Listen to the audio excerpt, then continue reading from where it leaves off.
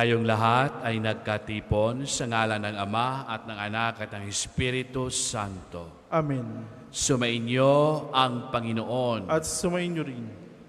Mga kapatid, ang buong simbahan ngayon ay ginugunita ang kapistahan ng mga martir na sila Saint Andrew, Kim Taugon at ang kanyang mga kasamahan na mga martir sa Korea. Ipanalangin natin sa misang ito ang ating mga personal na kahilingan, lalong-lalo na po ang ating mga hinihiling sa ating mga kapatid na may sakit, na sana po sa pamamagitan ni Santo Padre Pio, sila po ay pagalingin, lalong-lalo na ang ating mga cancer patients. At ngayon, mga kapatid, ating alalahanin ang ating mga pagkukulang, ang ating pagkakamali. Tayo po ay humingi ng kapatawaran sa ating Panginoon. Panginoon, kaawaan mo kami. Panginoon, kaawaan mo kami. Kristo, kaawaan mo kami. Kristo, kaawaan mo kami. Panginoon, kaawaan mo kami. Panginoon, kaawaan mo kami. Kaawaan tayo na makapangyarihang Diyos, patawarin tayo sa ating mga kasalanan at patubayan tayo sa buhay na walang hanggan. Amen. Manalangin tayo.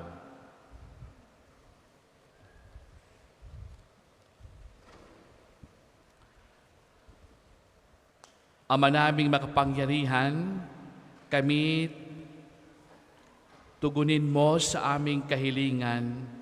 Ngayon, sina San Andro at ang kanyang mga kasamahan ay aming ginugunita upang kaming mga nagdiriwang ng pangangaral sa kanila ay makasunod sa kanilang katatagan sa pananampalataya. Sa pamamagitan ni Jesucristo, kasama ng Espiritu Santo, magpa sa walang hanggan. Amen. Tayo po'y magsiupo. Pagbasa mula sa unang sulat ni Apostol San Pablo sa mga taga-Korinto.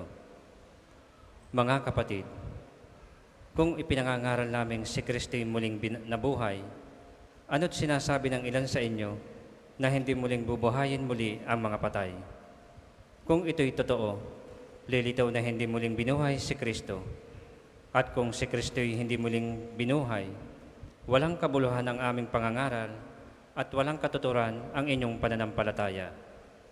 Kung magkagayon, lilitaw na kami mga bulaang saksi ng Diyos, sapagkat pinatotohanan namin na muling binuhay ng Diyos si Kristo, ngunit lilitaw na hindi ito totoo kung talagang di bubuhayin muli ang mga patay. Kung hindi bubuhayin muli ang mga patay, hindi rin muling binuhay si Kristo. At kung hindi muling binuhay si Kristo, kayo'y hindi pa nahahango sa inyong mga kasalanan at walang katuturan ang inyong pananampalataya. Hindi lamang iyan, lilitaw pa na ang lahat ng namatay na nananalig kay Kristo ay napahamak. Kung ang pag-asa natin kay Kristo ay para sa buhay na ito lamang, tayo na ang pinakakawawa sa lahat ng tao. Ngunit ang totoo, si Kristo'y muling binuhay bilang katibayan na muling bubuhayin ang mga patay. Ang salita ng Diyos. Salamat sa Diyos. Ang tugon po sa Salmo. Paggising ko po onsinta, sa piling mo'y magsasaya. Paggising ko poong sinta, sa piling mo'y magsasaya. Dinggin mo, Panginoon, ang tapat kong panawagan. Poon ako ay dinggin mo sa daing ko na tulungan. Pagkat ako'y taong tapat na di nandaya kailanman, kaya ako'y sumasamong dalangin ko ay pakinggan. Paggising ko po onsinta, sa piling mo'y magsasaya. Ang daing ko, Panginoon, ay lagi mong dinirinig, kaya ako'y dumudulog at sa iyo humihibik. Sa amin ay ipadama iyong banal mong pag-ibig, sa piling mo'y ligtas kami sa kamay ng malulupit. Paggising ko po onsinta, sa piling mo'y magsasaya. Kung paanong sa mata mo'y lubos ang iyong pag-iingat, gayon ako ingatan mo sa lilim ng iyong pakpak. Yamang ako ay matuwid, ang mukha mo'y mamamalas, kapag ako ay nagising, sa piling mo'y magagalak. Paggising ko po onsinta, sa piling mo'y magsasaya. Magsitayo po ang lahat.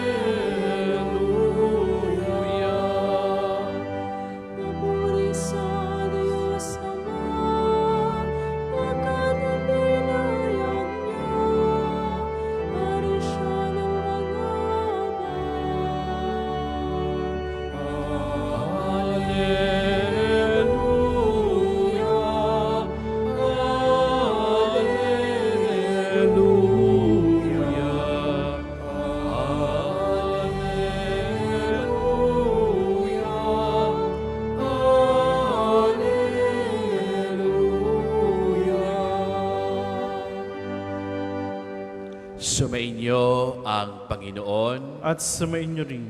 ang mabuting balita ng Panginoon ayon kay San Lucas. Papuri sa iyo, Panginoon.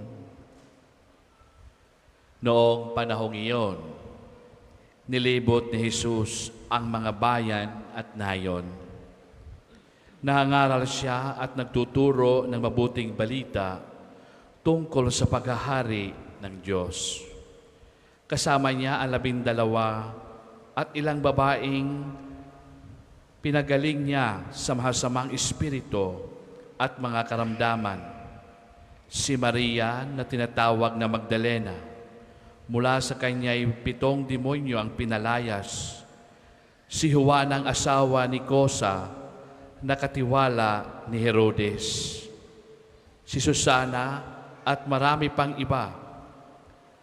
Ang ari-arian nila ang itinustos nila sa pangangailangan ni Jesus at ng kanyang mga alagad.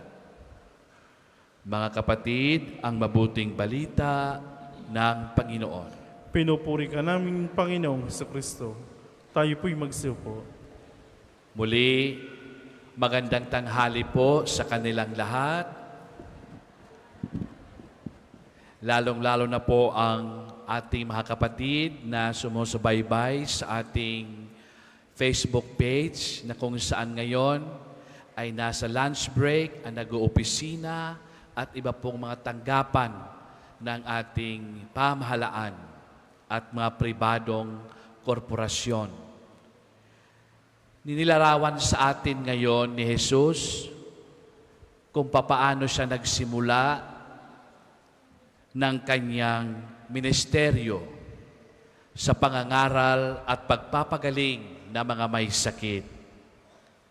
Nakita natin na kasama ni Jesus ang kanyang mga apostol at ngayon binibigyan diin ng pansin sa Ebanghelyo ang papel ng mga kababaihan sa ating simbahan at sa panahon ni Jesus na kung saan sila mismo ay aktibo na naglilingkod sa Panginoon. Ang kanilang paglilingkod ay kasama sila ni Jesus sa kanyang misyon na kung saan ay sila ang nagsosuporta ng lahat ng pangangailangan ng ating Panginoon habang siya po ay nangangaral at nagpapagaling ng mga may sakit. Ano ang ating matututunan sa mga kababaihan na ito na binanggit sa ating pagbasa? Sina Maria Magdalena, si Juana at si Susana. Itong mga binanggit na ito na mga kababaihan ay isa lang ang ating matutunan sa kanila. Ang kanilang selfless service, ang paglilingkod sa Panginoon na inaalay nila ang kanilang oras, ang kanilang talento, at ang kanilang buong pagkatao sa misyon ni Jesus. They participate in the mission of Jesus. Ganito rin ang inaasahan sa bawat isa sa atin. Hindi tayong mamimili kung ano ibigay sa atin sa simbahan, anong klaseng paglilingkod ang ibigay sa atin. Gampanan natin ito ng taos-puso. Tayo ay maglingkod from the bottom of our heart dahil sa ating pagmamahal sa Panginoon. Meron tayong commitment, rain or shine, handang-handa tayo maglingkod sa Kanya sa anumang pamamaraan, kahit hindi ho sa loob ng simbahan. In our own little way, pwede ho tayo maglingkod sa ating kapwa at sa Diyos sa ating sariling pamamaraan. Basta ang lahat ng ito ay nagsisimula sa ating mga puso. Ito, mga kapatid, ang hamon sa atin ng pagbasa ngayong araw na ito. Ng ating mga modelo ay itong mga kababaihan na sumunod kay Jesus at bahagi sila sa misyon ni Hesus sa pagpapalaganap sa mabuting balita.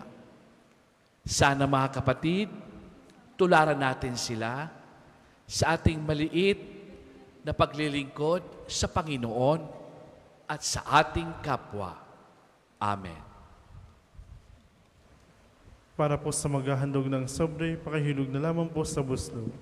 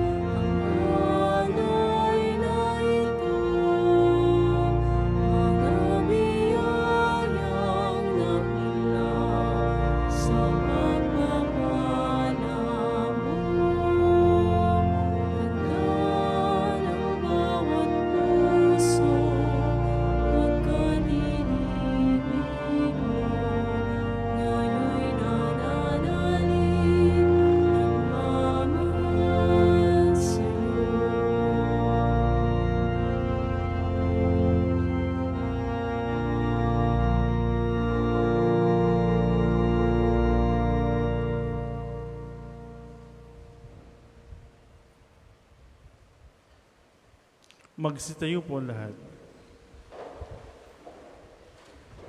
Manalangin kayo mga kapatid upang hain natin ay kalugdan ng Diyos Amang makapangyarihan. Tanggapin nawa ng Panginoon itong paghain sa iyong mga kamay, sa kapurihan niya at karangalan sa ating kapakinabangan at sa buong sambayaniyang banal. Ama naming lumikha, tanggapin mo mga alay na aming inihahain. Ngayong ginugunitan namin ang mga banal na martir at magpagkaloob mong aming sambahin ang ngalan mo nang may katatagan sa pamamagitan ni Jesucristo kasama ng Espiritu Santo magpasawalang hanggan. Amen. Sumainyo ang Panginoon. At sumainyo rin. Itaas sa Diyos ang iyong puso at diwa. Tinaasa namin sa Panginoon. Pasalamatan natin ang Panginoong ating Diyos. Marapat na siya'y pasalamatan. Ama naming makapangyarihan, tunay kang marapat na ikaw aming pasalamatan. Ngayong aming kagalakan na sina San Andres at kasamahan ay parangalan. Siya'y kapanalig namin na may paninindigan na ikaw ay pahayag kahit siya'y mamatay, sapagkat minarapat mong kanyang tularan ang iyong anak na naghain ng sariling buhay. Tulad ng naganap sa iyong anak, ang dugo ng mga martir ay dumanak, hindi dahil sa katatagan ng likas, kundi dahil sa iyong bigay na lakas. Kaya kaisa ng mga anghel ang nagsisiawit ng papuri sa iyo, nang walang humpay sa kalangitan, kami nagbubunyi sa iyong kadikalaan.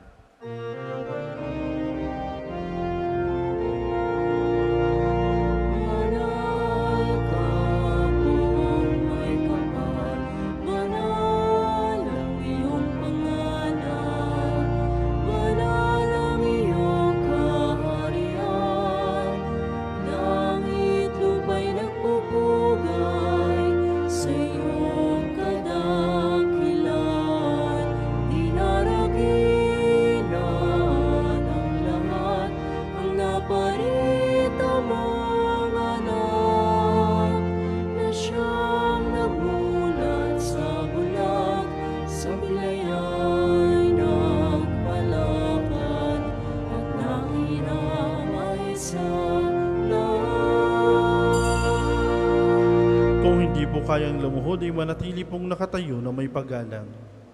Ama naming banal, kang bukal tanang kabanalan, kaya't sa pamamagitan yung Espiritu ngayong banal ang kaloob na ito, upang para sa amin maging katawan at dugo ng aming Panginoong Heso Kristo. Bago na pinagtiis ang kusang loob na maging handog, hinawakan niyang tinapay, pinasalamatan kanya, ipinaghati-hati yun inabot sa kanyang mga alagad at sinabi, "Tanggapin lahat ito at kanin, ito ang aking katawan na ihahando para sa inyo."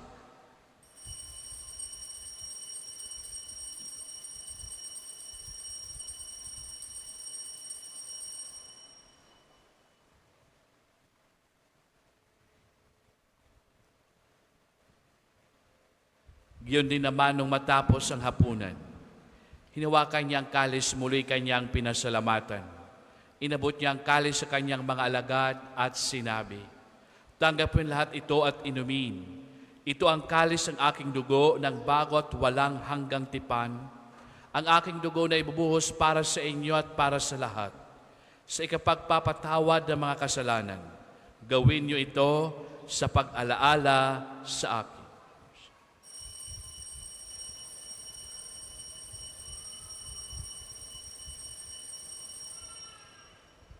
Manatili po tayong nakaluhod.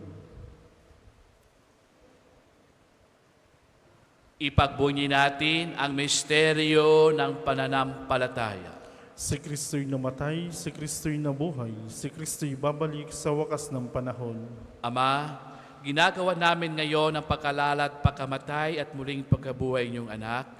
Kaya't inaalay namin sa iyong tinapay nagbibigay buhay tangkali sa kakaloob ng kaligtasan. Kami nagpapasalamat dahil kami narapat tumayo sa harap mo para maglingkod sa iyo. Isinasamo namin kami magkasalo-salo sa katawan at dugo ni Kristo ay mabuklod sa pagkakaisa sa pamamagitan ng Espiritu Santo.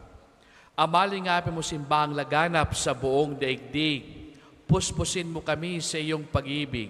Kaisa ni Francisco na aming Papa at ni Gilbert ang aming obispo at anang kaparian. Alalahaan mo rin na kapatid naming nahimlay na pag-asang sila'y muling mabubuhay. Gayon din ang lahat ng mga pumanaw. Kaawaan mo sulat patuloyin sa iyong kaliwanagan. Kaawaan mo pangindapatin kaming lahat na magkasalo sa buhay na walang wakas. Kaisa na mahal nga Birhen Maria, Ina ng Diyos, ni San Jose, ang kanyang kalinis-linisang esposo, kaisa na mga apostol at lahat ng mga banal na namuhay dito sa daigdig na kalugod-lugod sa iyo. Maipagdiwang nawa namin ang pagpupuri sa ikararangal mo sa pamamagitan iyong anak na aming Panginoong Heso Kristo. Sa pamamagitan ni Kristo, kasama niya at sa Kanya, ang lahat ng parangal at papuri ay sa iyo, Diyos amang makapangyarihan, kasama ng Espiritu Santo, magpa sa walang hanggan.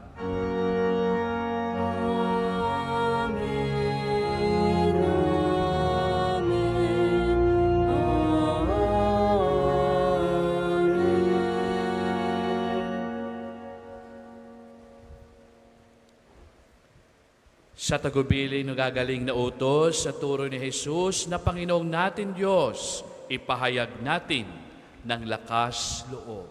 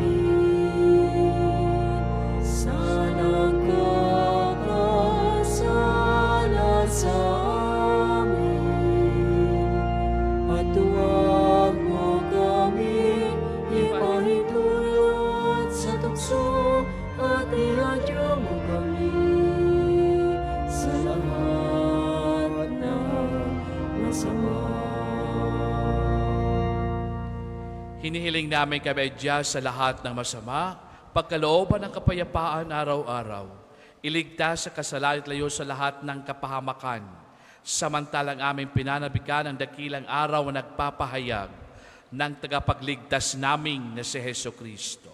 Sapagkat iyo ang kaharian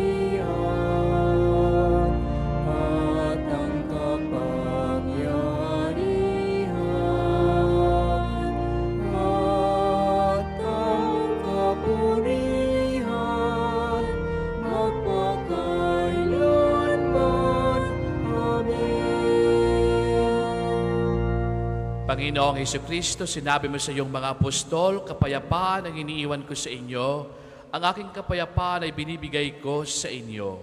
Tunghayan mo ang aming pananampalataya at huwag aming pagkakasala.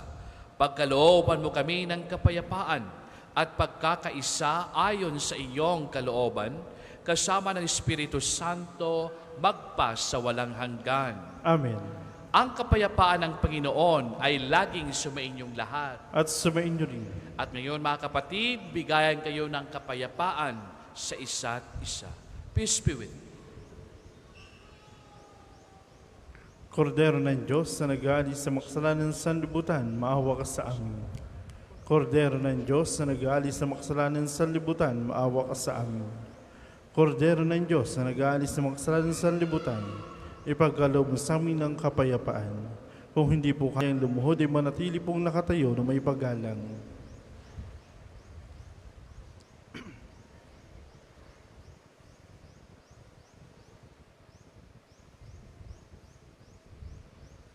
Ito ang kordero ng Diyos, ito nag-aalis ng kasalanan ng sanlibutan, mapalad ang maninyahan sa kanyang piging. Panginoon, hindi ako dapat na magpatuloy sa iyo, ngunit sa isang salita mo lamang ay gagaling na ako.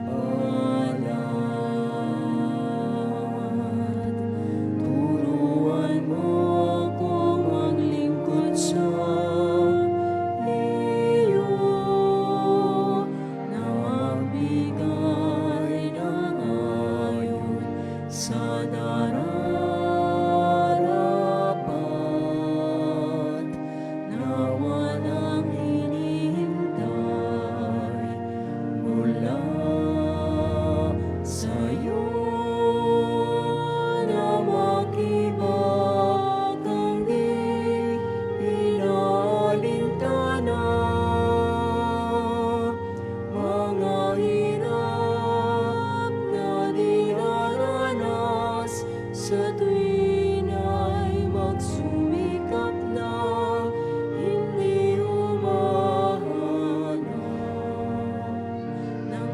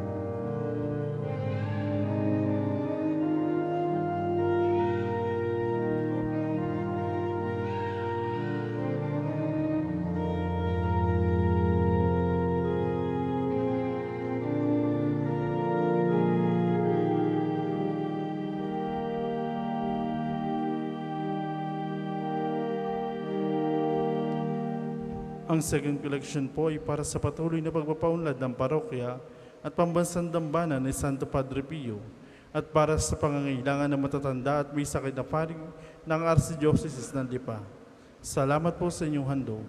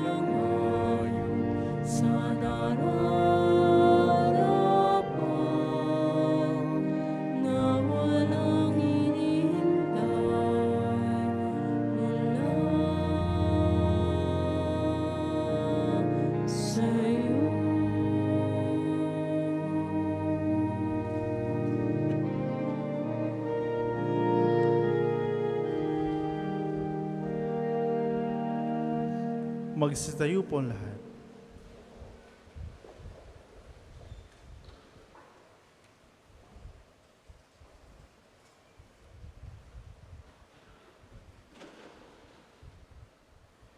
Manalangin tayo.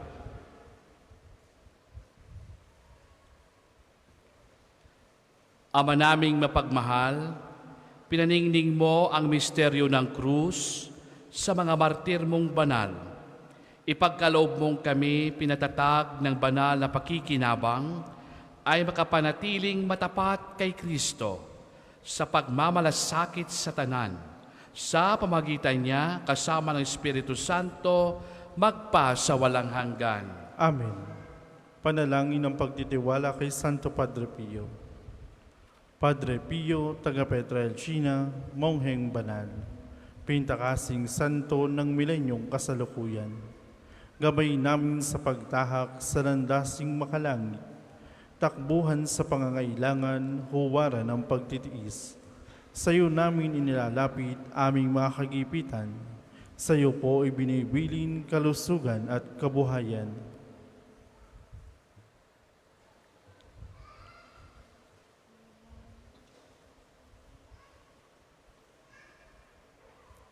Di man karapat dapat, kami po ay pagbigyan, bendisyonan at basbasan, maging ganap sa buhay. Lumayo nawa kami, umiwas sa kasalanan, lumapit lagi sa Diyos, maging matatag at matibay. Sa mabuting balita ng pagliligtas, turuan mo kami nawa, sa tuwina ay makinig, magnilay at sumampalataya.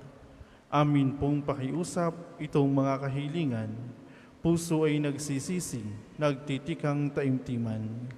Di na muling magkasala, sunod lagi sa Diyos Amang, kaisa ng Espiritu at ni Jesus na tagapamagitan. Amen. Magsiupo muna po lahat para sa ilang patalastas. Una, sa inyong pagdalaw sa pambansang dambana, mangyaring pakingatan ng inyong mga personal na gamit. Hangad namin ng isang matiwasay at maayos sa pagbisita sa National Shrine.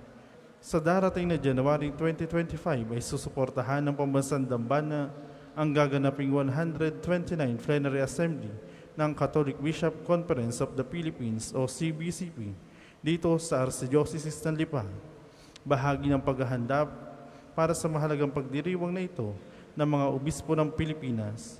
Kami po ay kumakatok sa inyong mabubuting puso upang matugunan ang mga pinansyal na pangangailangan. Mayroon pong mga sobre na ipinamimigay ng ating mga tagapaglingkod para sa inyong mga handog na lubos nating pasasalamatan. Ang inyong tulong at panalangin ay malaking bahagi sa pagtatagumpay ng pagpupulong na ito. Maraming salamat po. Ika-4, simula po noong September 14 hanggang 22 ay sinasagawa ang nobena at misa sa karangalan ni Santo Padre Pio. Ito po ay sa ikalima ng hapon, araw-araw at ika-anim ng gabi kapag linggo. Mangyaring magabayan po kayo ng mga hanay na gawain na makikita sa screen sa ating Facebook page at sa mga tarpaulin sa paligid ng dambana. Kayo pong lahat ay inaanyahang makiisa. Ang susunod pong misa ay sa ganap na ikadalawa ng hapon. Maraming salamat po at mangyaring panatilihin natin ang kalinisan, katahimikan at diwa ng pananalangin sa loob at labas ng ating simbahan.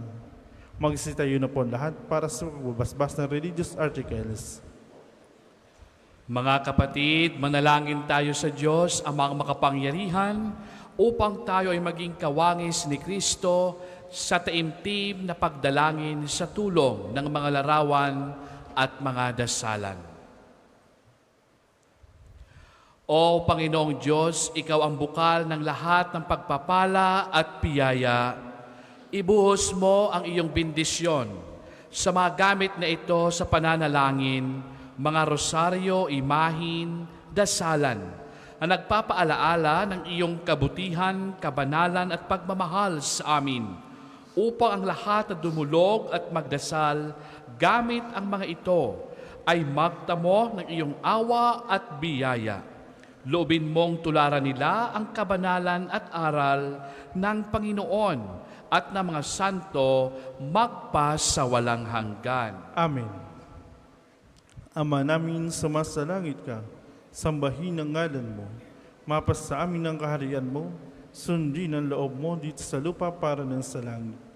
Bigyan mo kami ngayon ng aming kakanin sa araw-araw, at patawarin mo kami sa aming mga sala, para ng pagpapatawad namin sa nagkakasala sa amin.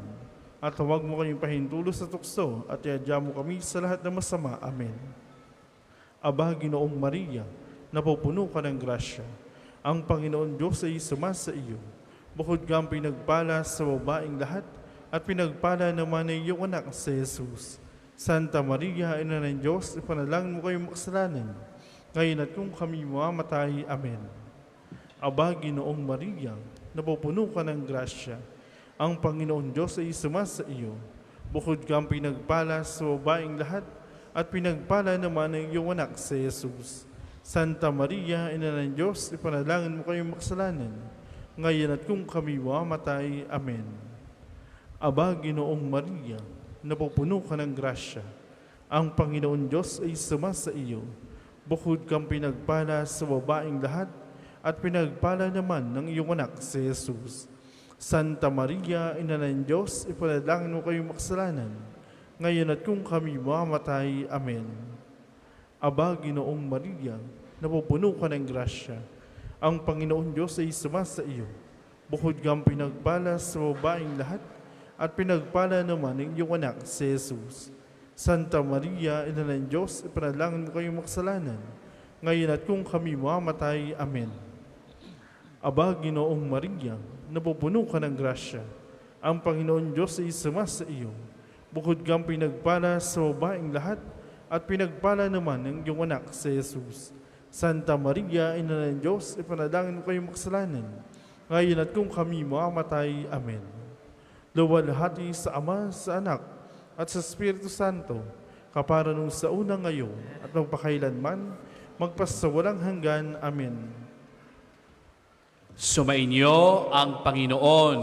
At sumainyo rin. At pagpalain kayo ng makapangyarihang Diyos, Ama at Anak at ang Espiritu Santo. Amen. Mga kapatid, naialay na natin ang banal na pagdiriwang. Humayot kayo taglay ang kapayapaan ni Kristo. Salamat sa Diyos.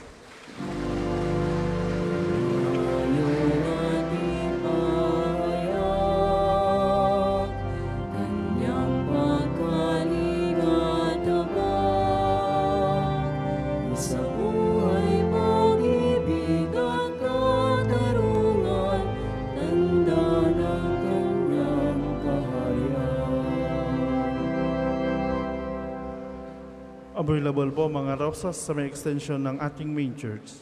Ang puting rosas ay simbolo ng pasasalamat at ang pulang rosas naman ay simbolo ng ating mga kahilingan sa Diyos sa pamamagitan ng panalangin kay Santo Padre Pio.